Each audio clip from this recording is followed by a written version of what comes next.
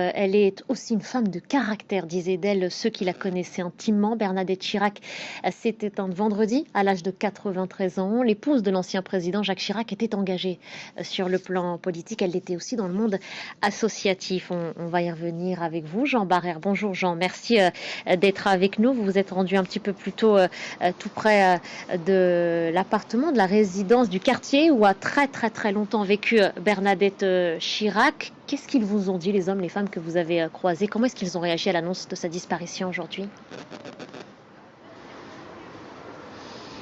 Effectivement, oui, je me trouve devant l'hôtel particulier ici dans le 6e arrondissement où Bernadette Chirac a vécu une partie de la fin de sa vie. Et c'est ici également qu'est décédé en 2019 Jacques Chirac.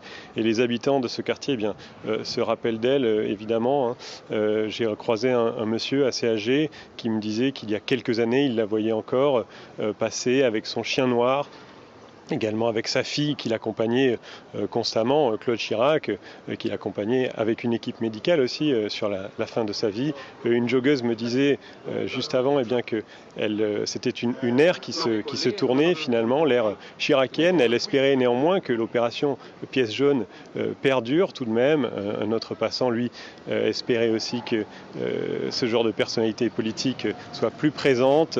Et puis une jeune femme d'une quarantaine d'années, qui n'est donc pas du tout de la même génération, a partagé son admiration pour cette personnalité et parler donc de cette fidélité qu'elle avait toujours eue à la fois à son mari et aux Français. Donc tous les témoignages que j'ai recueillis ici dans ce quartier ont salué la mémoire de Bernadette Chirac. Vous évoquiez à l'instant, Jean, l'opération pièce jaune. Alors, elle ne l'a pas créée, mais elle a en tout cas largement participé à son succès. Ça permettait de récolter des fonds pour les établissements médico-pédiatriques. Il y a donc l'engagement caritatif de Bernadette Chirac. Il y avait aussi un engagement politique.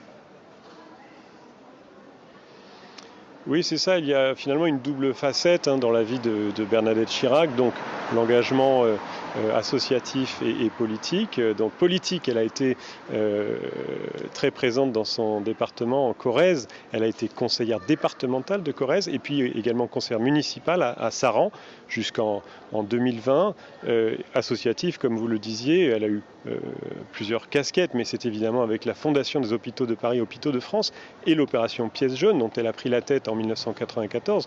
On se souviendra d'elle avec ça essentiellement, une opération donc, qui visait chaque année, via des tirelires qui étaient distribués, à aider les enfants et les adolescents hospitalisés. Et puis, donc, l'autre aspect de sa carrière, le côté phase d'une certaine manière, c'est son engagement auprès de son époux, de son mari, Jacques Chirac, ancien président, depuis les bancs de l'IEP, de Sciences Po Paris, où elle était étudiante. Elle a rédigé ses fiches jusqu'à ses différents mandats, où finalement elle l'a conseillé tout du long de sa carrière, jusqu'à aller prédire même la rencontre entre Jacques Chirac et Jean-Marie Le Pen au deuxième tour de l'élection présidentielle de 2002. Donc ce qu'on retiendra d'elle finalement, c'est cette capacité à mener plusieurs batailles, plusieurs fronts en même temps. Merci beaucoup Jean Barrère.